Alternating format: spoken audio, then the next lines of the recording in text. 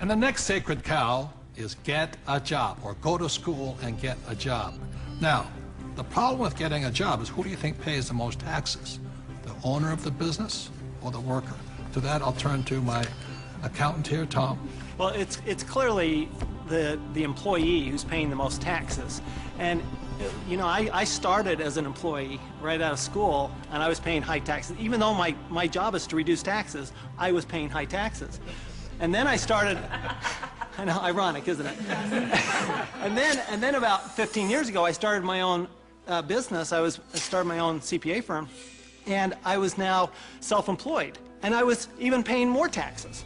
So it wasn't until I started acting like a bigger business and was really a significant sized business that I started paying less taxes. And it's because it's the business owners, and it's the entrepreneurs, and it's the investors, the active investors, that really pay the least amount of taxes. Time out. During this program, you'll hear a lot about E, S, B, and I, also known as the cash flow quadrant. E stands for employee. Employees have a job. S stands for self-employed small business or specialist, like a doctor or lawyer. These people own a job. B stands for big business, 500 employees or more, and these people have other people working for them. And I stands for an investor, and investors have their money work for them. Now, my poor dad always said to me, go to school and get a job, and he wanted to become an employee or a specialist like a doctor or a lawyer. My rich dad said, if you want to be rich, you have to be on the business owner or the I side. And that's the difference between my rich dad and my poor dad. If you look at the cash flow quadrant, you have the E, S, B, and I. The people that go to school are on the E and the S side. The S stands for specialists like a doctor or a lawyer, and E's are employees. But doctors and lawyers pay the highest taxes, right? Oh, by far. It's those people that are self-employed, because not only are they paying the highest income taxes, they also get the privilege of paying Social Security taxes and Medicare taxes on everything they earn. So they're paying extra taxes just to be in that S quadrant. Right, so when you go to school, again, there's academic and professional. You go to school, and my mother wanted me to be a doctor. If I had followed in that footsteps, I'd be paying the highest tax possible. And they make a lot of money, but they pay the highest percentage in taxes. So that's why this relates back to go to school. That's right, and they actually have the fewest options of reducing their taxes. The tax laws are really geared towards those people who are creating jobs. You know, and those are the entrepreneurs, those people who are creating housing and, you know, building real estate, because the government understands that's what we need. You know, we want the private sector to do that, and so we're rewarded for doing what the government wants us to do. And that's really all the tax law is. It's a system of rewards for people doing what the government wants you to do. Plus, you know, the other part of it, too, is this whole idea of getting a job. There was some kind of a myth out there that goes with get the job, get a safe, secure job. And so that by getting a job, somehow you're going to be taken care of for the rest of your life. And all you got to do is pick up any paper to see how many tens of thousands of people are losing their jobs. There are no safe, secure jobs. And now we're competing with India and Asia for jobs that were sacred to America at one point in time.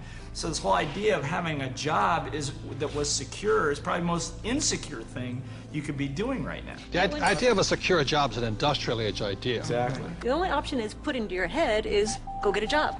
And I wasn't around. Brainwashing. Yeah, I wasn't around entrepreneurs. I wasn't around business owners growing up. I was around employees. When I first started my company 15 years ago, I went back to my class reunion, which is always an interesting thing. And I remember saying to them, yeah, you know, I started a company about 5 years ago, and they looked at me like, oh, and some of them even said it. They go, you're so brave. And I'm thinking, you know, I've had this company for 5 years now. That is the longest I had ever worked anywhere. See, without financial education, you have to get a job. What's tragic today is so many people losing their jobs. They go back to school to get another job, but they're now competing with their kids. You know, that's insanity. So we're not saying jobs are bad. We're just saying as entrepreneurs, our job is to create jobs. The government doesn't really create jobs. They need more entrepreneurs. I didn't even know there was another option growing up. I didn't know there was another option. I didn't know. I thought all you could do was get a job. So again, it's not right or wrong to be an employee, but I'd like to know what my options are. Right, because when you were in school, did they say go to school, get your diploma so you can become an entrepreneur? No. I mean, you'll never hear that in the school system. No, they said work your way up the ladder, get the bigger Get a better paycheck, job. get a better Go to college job, to get a higher better pay. job. But you're right, job is the only option that you'll hear in school as a rule. And job stands for just over broke, you know? To me, the real issue with the job is it's the highest risk profession you can have because you only have one client. Now, when I started my business 15 years ago, it was after being fired from a job. And what I recognized was that, you know what, I had no control over my life because I had one client. That was my employer. Whereas now I have hundreds and thousands of clients. One client fires me, it's not the end of the world.